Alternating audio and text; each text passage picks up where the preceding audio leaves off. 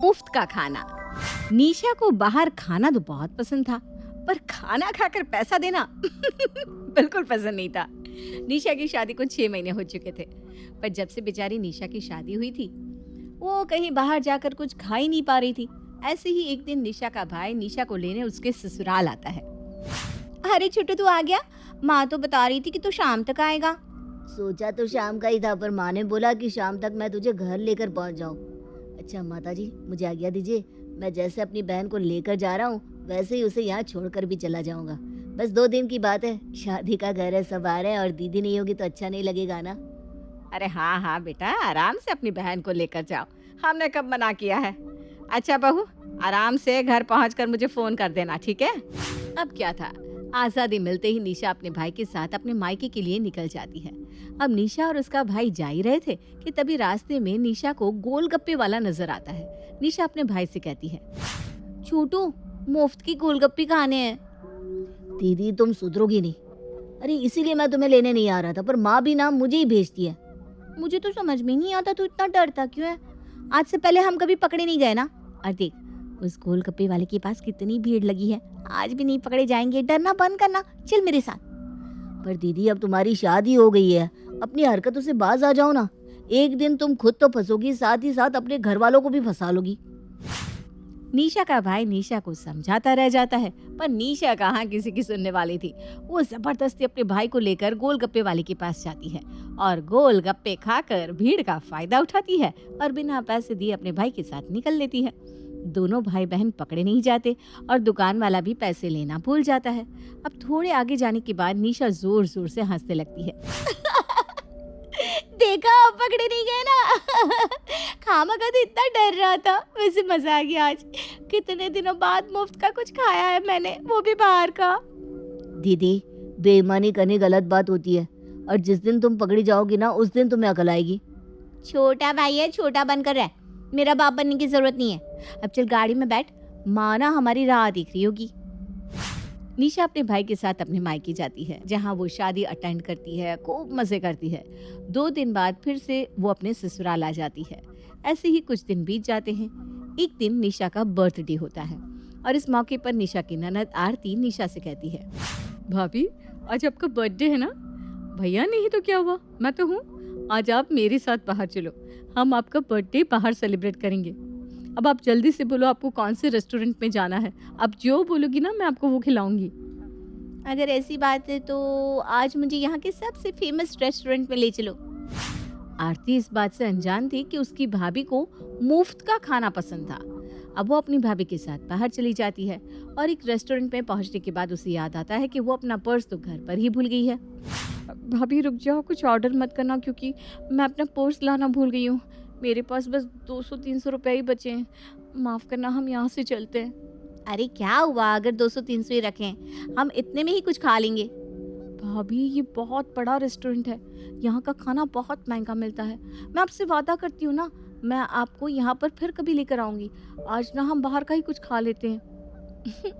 नन्ना जी फिक्र मत करो, हम यहीं का खाना खाएंगे और वो भी मुफ्त में।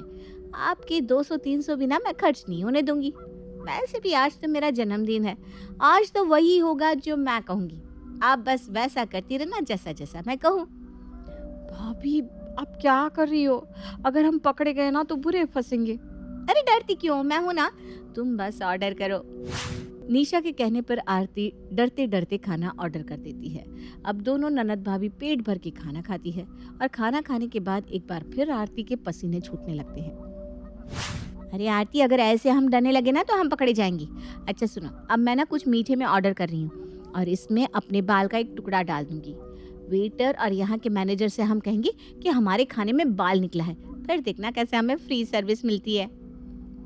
निशा बिल्कुल वैसा ही करती है। वो खाने में कुछ मीठा मंगवाती है और उसमें अपना खुद का बाल तोड़कर डाल देती है और वेटर पर चिल्लाने लगती है, आपकी होटल की कितनी घटिया सर्विस है, मेरे खाने में बाल निकला है।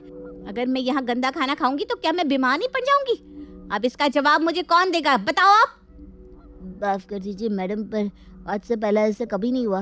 अब प्लीज़ हमारे मैनेजर से बात कीजिए, वरना मेरी नौकरी चली जाएगी। मैं आपका बिल भर दूंगा, बस आप ये बात किसी को मत बताना। भाभी रहने देते हैं ना, बेचारे की नौकरी चली जाएगी। आरती तुम ना बहुत भोली हो, ये वेटर ऐसे ही करते हैं, हमसे टिप ले लेते हैं और हमें ही गंदा खाना खिला देते हैं। मैं अभी तुम्हारी कंप्लेन करूंगी। मैम प्लीज़ मुझे माफ़ कर दो, मैं कह रहा हूँ ना, मैं आपका बिल भर दूंगा, आप आराम से जाओ, ये मेरी नौकरी का सवाल है मैडम। इस तरह से निशा और आरती एक बड़े से रेस्टोरेंट में फ्री का खाना खा लेती हैं और उस खाने का बिल बेचारे वेटर को भरना पड़ता है। अब इसी तरह से कुछ दिन बीत जाते हैं और एक बार फिर से दोनों ननद भाभी बाजार जाती है, जहां आरती अपनी भाभी से कहती है, भाभी चलिए ना आइसक्रीम खाते हैं। हाँ हाँ क्यों नहीं, चलो। पर भाभी मुझे ना मुफ्त की आइसक्रीम खानी है, उस दिन की तरह।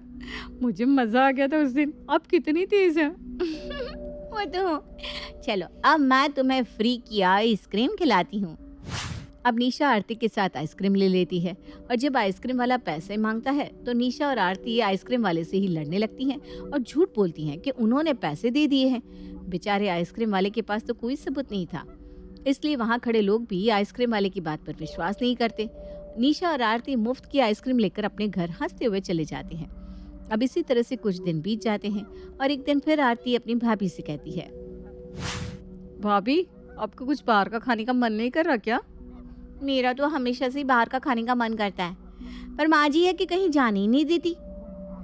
खाना भी तो बना हुआ है ना घर में। आप ना माँ की फिक्र मत करो और कुछ ऐसा जादू चलाओ कि आज हम दोनों फिर से मुफ्त का खाए और तो और घर वालों को भी खिलाए। फिर तो आज बड़ी चाल चलनी पड़ेगी। चलो किसी ढाबे पर चलते हैं। एक बार फिर निशा और आरती एक रेस्टोरेंट में चले जाती हैं, जहां हर बार की तरह इस बार भी निशा कोई चालाकी करने की सोचती है। अब दोनों ननद भाभी खाना खा लेते हैं और निशा बीमार होने का नाटक करती है। भाभी भाभी क्या हुआ आपको? मैनेजर, इस होटल का मैनेजर कहाँ है? अपने रेस्टोरेंट में शोर शराबा देखकर मैनेजर भागते हुए आरती के पास आता है। क्या मिलाया था आपने खाने में? आपके यहाँ का खाना खाने की वजह से मेरी भाभी बीमार पड़ गई। देखो मेरी भाभी का इलाज अब तुम करवाओगे और अगर मेरी भाभी को कुछ भी हुआ ना तो मैं तुम्हारे ऊपर केस कर दूंगी। मैडम पहले तो आप शांत हो जाइए, यहाँ सब खाना खा रहे हैं, किसी को कुछ नहीं हुआ। अगर आपकी भाभी की तबीयत खराब हुई है तो हमारे स्पेशलिस्ट डॉक्टर है आपकी भाभी को चेक करने के लिए। वेटर, इनकी भाभी को डॉक्टर के पास ले चलो। आप घबराइए मत मैडम, आपकी भाभी को कुछ नहीं हुआ है। ना मुझे तुम पर विश्वास है और ना तुम्हारे खाने पर और ना ही तुम्हारे डॉक्टर पर। मैं अपनी भाभी की देखभाल खुद कर लूंगी। हम नहीं जा रहे तुम्हारे डॉक्टर के पास। मेरी भाभी को गाड़ी तक ले चलो बस। ठीक है मैडम, जैसी आपकी मर्जी। वेटर, मैडम से उनका बिल ले लो और उनकी भाभी को कार में बिठा दो। क्या बिल? बिल किस बात का? तुम्हारे यहाँ का खाना खाने की वजह से तो मेरी भाभी बीमार पड़ गई और मैं तुम्हें बिल भी दूं? अरे उल्टा तुम्हें हमें मुफ्त का खाना देना चाहिए और मेरी भाभी का इलाज भी करवाना चाहिए। मैडम मैं आपसे एक बार फिर कह रहा हूँ, हम आपकी भाभी का इलाज करवाने के लिए तैयार हैं। आप ही तैयार नहीं हो रही और आपके पास क्या सबूत है कि हमारे यहाँ का खाना खाने की वजह से आपकी भाभी बीमार पड़ी है? अगर आप इसी तरह से हंगामा करके मेरे रेस्टोरेंट की बदनामी करेंगे तो मैं आपके ऊपर केस कर दूंगा। होटल का मैनेजर तो बहुत तेज था। उसे अपने स्टाफ और शेफ पर पूरा भरोसा था और तो और वो सीसीटीवी फुटेज भी देखता है और आरती को भी दिखाता है जिसमें सब कुछ नॉर्मल था। जिसके बाद आरती और निशा का प्लान काम नहीं करता और उन दोनों को बिल चुकाना पड़ता है। बिल भरने के बाद आरती और निशा घर पहुंचते हैं, जहां आरती अपनी भाभी से कहती है, भाभी आपकी ये चाल तो कामयाब नहीं हुई। आपकी वजह से आज मैं फंसते फंसते बची हूँ। बोल तो तुम ऐसे रही हो जैसे कि तुम अकेले फंसती। खैर इस बारे में किसी को पता नहीं चलना चाहिए और अब से ना मुफ्त का खाना हम ठेले पर ही खा लेंगे। रेस्टोरेंट जाने की जरूरत नहीं है। वो तो अच्छा है कि जेब में पैसे थे जो हमने भर दिए, वरना हमारी इंसल्ट भी होती और घर में सबको पता भी चल जाता। उस दिन निशा और आरती को सबक मिल जाता है, जिसके बाद दोनों ननद भाभी मुफ्त का खाना छोड़ देती हैं। एक शहर में निखिल अपनी माँ सुजाता और पत्नी मोनिका के साथ रहता था। मोनिका बहुत ही चंचल स्वभाव की थी। वो आए दिन कोई ना कोई चिंदी हरकतें करती रहती थी। एक शाम को मोनिका सो रही थी, तभी उसे सुजाता जगाने आई। महारानी जी अब उठ जाइए, शाम के समय में कौन सोता है? मम्मी जी, शाम के समय मैं सोती हूँ। अभी आप जाइए ना, मुझे और सोना है। अरे आज हमें शादी में जाना है। शादी का मतलब दावत? अरे वाह, आज से ही मौका आया है, वरना इस कोरोना ने तो दावत से ही दूर कर दिया था। अरे कब उठेगी तू? ठीक है सोती रह, मैं अकेली ही जा रही हूँ।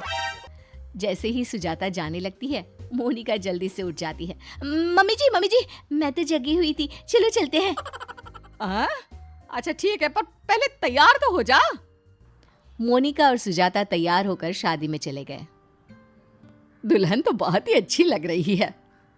मुझे दुल्हन से क्या लेना देना, दावत पर कंसंट्रेट करती हूँ। मोनिका ने पेट भरकर खाना खाया, साथ में कुछ मिठाई कपड़ों में छुपाने लगी। जब सुजाता ने उसे ऐसा करते हुए देख लिया, मोनिका, तू अपनी चिंदी हरकतों से कब बाज आएगी? यहाँ फिर से तुमने वही करना शुरू कर दिया। मम्मी जी, अगर थोड़ा बहुत फायदा हो जाए तो आपको प्रॉब्लम क्या है? मेरा कोई फायदा नुकसान नहीं है, तेरे ही महंगे कपड़े खराब हो रहे हैं। सुजाता के समझाने पर भी मोनिका अपनी चिंदी हरकत करने से नहीं मानी। उसने मिठाई चुराई और अपने नए कपड़े खराब कर लिए। मोनिका की इन्हीं हरकतों से उसका पति निखिल भी परेशान रहता। एक दिन निखिल और मोनिका पिज्जा खाने गए। निखिल ने पिज्जा ऑर्डर किया। यहाँ पिज्जा खाने की क्या जरूरत थी, हम कहीं और भी तो कुछ खा सकते थे। अरे तुम इतनी छोटी छोटी बातें मत सोचा करो। मैं इतना कमाता हूँ तो थोड़ा खर्च भी तो कर सकते हैं ना। दोनों बात कर रहे थे, तभी उनका पिज्जा भी आ गया। चलो अब अच्छे से पिज्जा खाओ, कुछ और चाहिए तो बता दो। अरे ओ पिज्जा वाले भैया, हमें एक्स्ट्रा वो ला कर दे दो ना।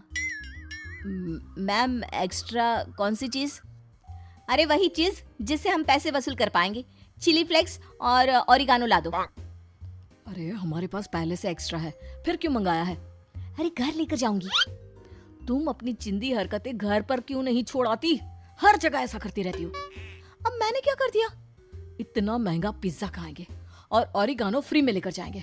वाह, मैं तंग आ गया हूँ तुमसे, हर जगह बेइज्जती करवाती रहती हो। निखिल गुस्से में बिना पिज्जा खाए ही वहां से उठ जाता है। दोनों घर वापस आ जाते हैं, जिससे अब मोनिका को भी गुस्सा आ जाता है। ये सही है, करे कोई और भरे कोई। अब मैडम गुस्से में है तो इससे मनाने के लिए मुझे ही कुछ करना पड़ेगा। मोनिका, चलो आज मैं तुम्हें शॉपिंग करा देता हूँ। सच में? हाँ सच में, मैं झूठ क्यों बोलूंगा। चलो जल्दी से चलते हैं। मैं ना आज अपनी फेवरेट ड्रेस लेकर आऊंगी। ठीक है, जो भी लेना है ले लेना। दोनों मार्केट में शॉपिंग करने जाते हैं। निखिल मोनिका को एक अच्छी ड्रेस दिला देता है और फिर दोनों घर आते हैं। मोनिका अपनी सास सुजाता को अपनी ड्रेस दिखाती है, तभी उसमें से एक रुमाल भी निकलता है।